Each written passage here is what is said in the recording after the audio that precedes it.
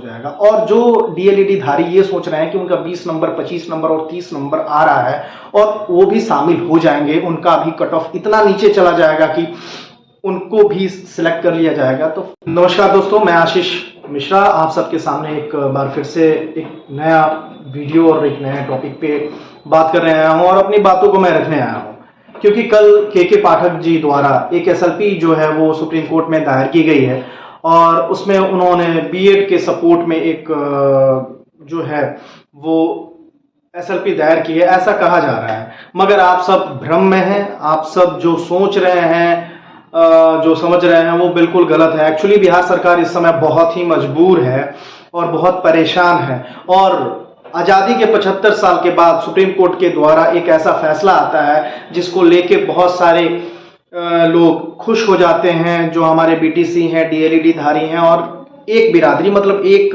वर्ग जो है जो बीएड डिग्री धारी हैं वो काफ़ी जो है वो नाखुश हो जाते हैं, परेशान हो जाते हैं। तो खैर माननीय सुप्रीम कोर्ट का जो फैसला था वो सर्वमान्य है, लेकिन समस्याएं सरकार को दिख रही हैं और झेलनी पड़ रही हैं। तो सरकार इससे कैसे निजात पाए, ये सबसे इंपॉर्टेंट पार्ट है। और एसएलपी जो दायर की गई है वो क्यों की गई है, इसके पीछे की कहानी क्या है, रीजन क्या है, वो मैं आपको बता रहा हूं। और इस चीज को समझने के लिए थोड़ा सा आपको पीछे जाना पड़ेगा। तो चलिए बात करते हैं कि आप सबको पता है कि अभी तक जितने भी न्यूज और आपको अखबार से या जैसे तैसे आप सबको पता चला होगा कि अतुल प्रसाद और के पाठक में बन नहीं रही है।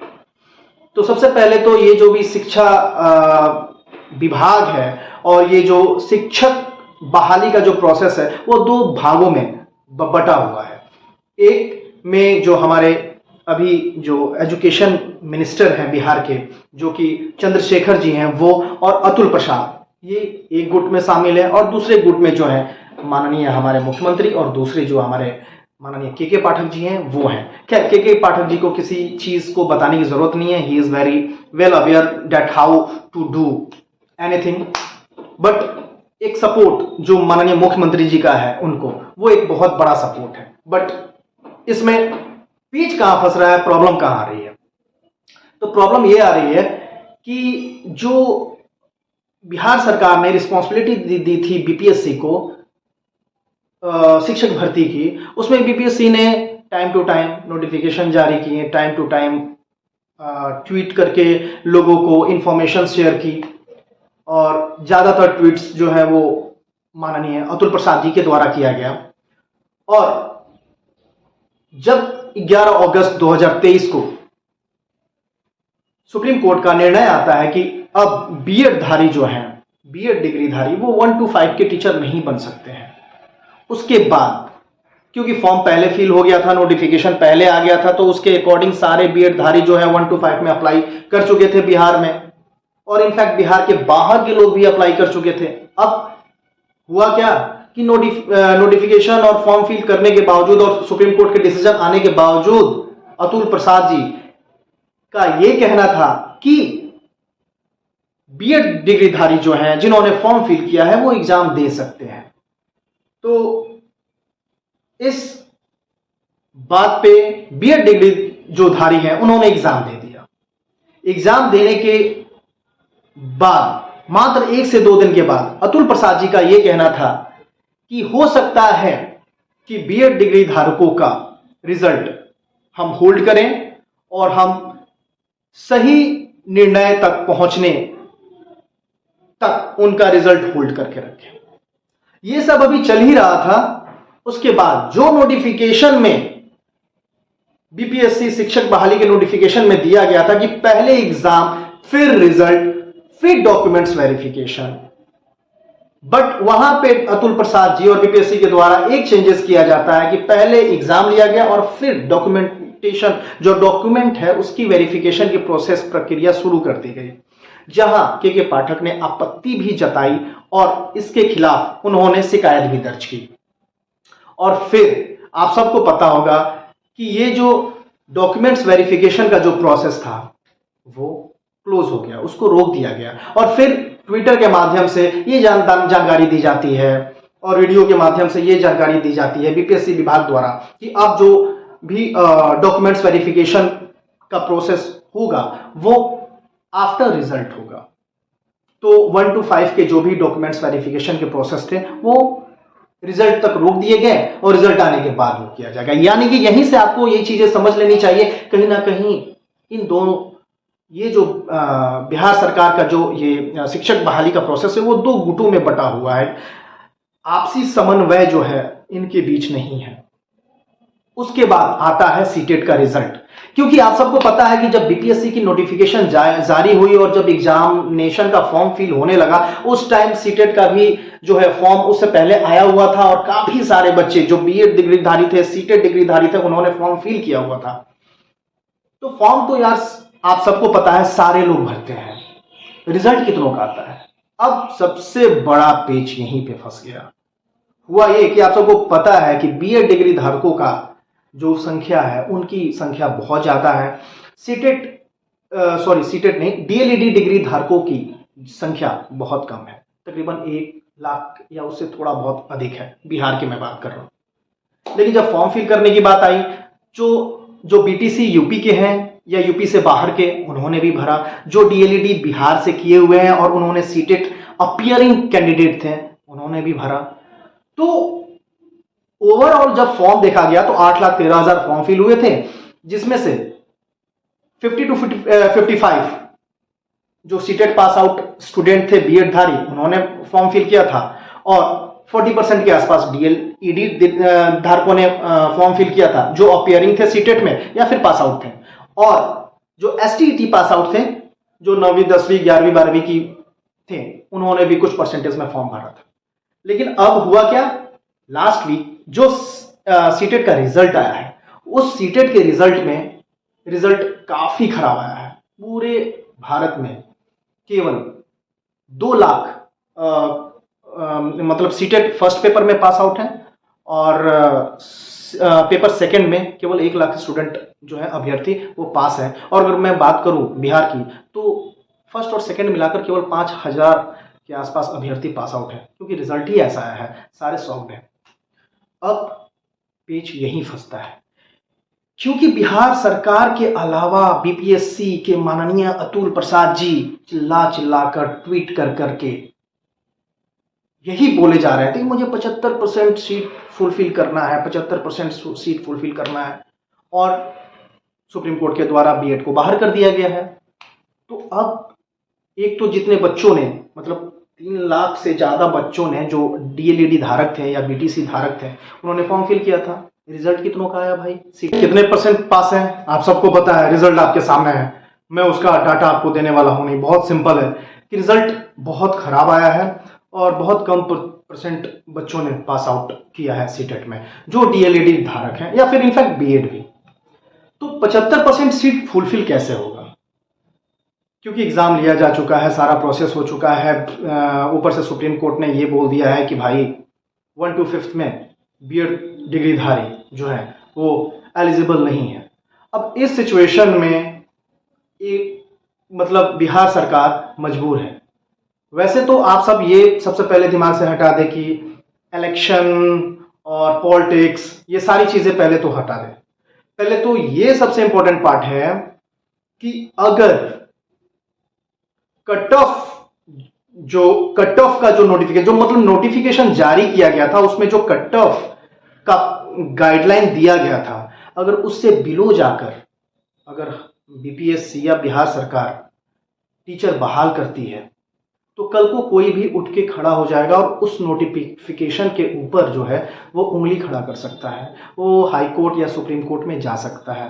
ठीक है, मान लीजिए कि जो cut off 40% for general mail और 32% फॉर जनरल फीमेल का था और उससे भी 5% अगर बिलो जाकर बिहार सरकार बीपीएससी अगर बच्चों को जो है वो पास करती है, तो मान लीजिए कि फॉर एन एग्जाम्पल किसी बच्चे का एग्जाम्पल के तौर पे मैं बता रहा हूँ कि 120 का अगर मैं बात करूँ, महिला की ही मैं बात ले लेता हूँ, तो 120 का अगर मैं 32% निकालूं तो 38 पॉइंट समथिंग नंबर हो आना चाहिए, 38 पॉइंट समथिंग।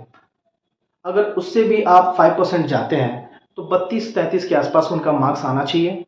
अब जो बच्चे जो डीएलईडी हैं उनका 30 नंबर आता है तो वो भी कल को कोर्ट में जा सकते हैं कि सर जिसका 32 आया है उसका आपने ले लिया, आपने नोटिफिकेशन जारी किया था, आपके नोटिफिकेशन क्राइटेरिया में ये था 32%, लेकिन आप 5% बिलो जाकर भी लोगों को बहाल किए, तो फिर मुझे क्यों नहीं।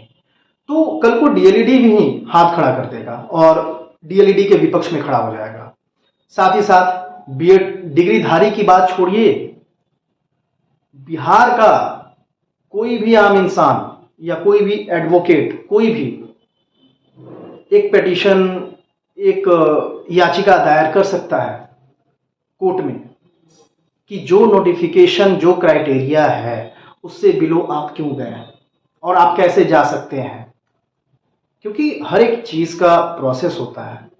आप सबको एक छोटा सा एग्जांपल दूंगा, आईसीसी वर्ल्ड कप 2019, सॉरी मैं इसमें थोड़ा सा एग्जांपल ऐसा लिया, लेकिन आप सबको बताना चाहूंगा, इतने सालों से आप सब क्रिकेट प्रेमी हैं, वर्ल्ड कप देखते हैं, आपको पता है ना 2019 वर्ल्ड कप में इंग्लैंड कैसे जीती थी। जो स्कोर न्यूजीलैंड, मतलब जो स्कोर था वो टाई हो गया, फिर जो सुपर ओवर हुआ वो भी टाई हो गया। उसके बाद क्या डिसीजन निकला? डिसीजन ये निकला कि अगले दिन मैच नहीं होगा, जिसने मैच में सबसे ज्यादा फोर्स किए हैं वही विजेता है, और इंग्लैंड को इस बेसिस पर विजेता घोषित कर दिया गया। क्यों? क्योंकि आईसीसी वर्ल्ड कप 2019 होने से पहले एक नोटिफिकेशन जारी हुआ था, एक रूल और रेगुलेशन बने थे, और उसी रूल और रेगुलेशन के बेसिस पे जो है इंग्लैंड टीम को विजेता घोषित किया गया था। तो इस चीज को, नोटिफिकेशन को, रूल्स और रेगुलेशंस को इतने हल्के में नहीं लिया जाता है। तो बिहार सरकार इसीलिए इतनी परेशान है, क्योंकि बीपीएससी ने जो क्राइटेरिया लाया, फिर सुप्रीम कोर्ट का जजमेंट आया, इन सब चीजों को लेकर बिहार सरकार खुद परेशान है कि करे तो करे क्या। अब आते हैं पॉलिटिकल साइड से। तो हाँ, आपने बच्चों से पैसे लिए, फॉर्म फिल करवाएं, एग्जामिनेशन के लिए उनको ये भी बोला कि आप एग्जाम देने चाहिए, और एग्जाम देने के 2 से 3 दिन के बाद आप ये बोलते हैं कि भैया अब आपका रिजल्ट होल्ड हो जाएगा। तो होल्ड तो हो जाएगा, लेकिन आप सब ये चीज भूल रहे हैं कि इस एग्जामिनेशन में जो 1,70,000 टीचर की वैकेंसी आई थी, इस वैकेंसी में 32,000 जो वैकेंसी है वो छठे चरण की है, जिसको 7वें चरण में ऐड ऑन किया गया था। तो आप सबको पता है कि छठे चरण के शिक्षक बहाली में बीएड 1 to 5 में पीआरटी में सम्मिलित था, और उस समय सुप्रीम कोर्ट का कोई भी जजमेंट नहीं आया था। लेकिन वो जो सीट 32,000 वैकेंट थे, उस सीट को इस बार 7वें चरण में सम्मिलित कर लिया गया। तो यहां पे भी एक सवाल उठता है कि छठे चरण की बहाली में आपने बीएड वालों को 1 to 5 में शामिल कर लिया, इस बार सुप्रीम कोर्ट के ऑर्डर आने पे आपने 1 to 5 में बीएड को बाहर कर दिया। अगर आप समय रहते हुए एग्जाम ले लिए होते, बहाली कर दिए होते, तो आज 1 to 5 में छठवें चरण के 32,000 शिक्षक, चाहे वो डीएलईडी धारक हो या फिर बीएड धारक हो, वो सारे सम्मिलित हो जाते 32,000 छठे चरण के बहाली में।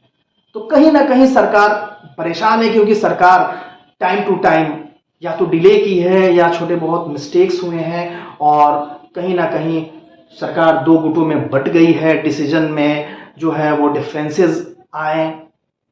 तो मोरल ऑफ द स्टोरी जो है वो यही है, और आप सबको ये समझना होगा, बाकी जो कहानियां यूट्यूब पर डाली जा रही हैं व्यूज के लिए, बनाई जा रही हैं, बीएड बाहर, डीएलईडी बाहर, बीएड सम्मिलित, डीएलईडी सम्मिलित, ये हो गया वो हो गया, तो इन सब चीजों पे ना जाए।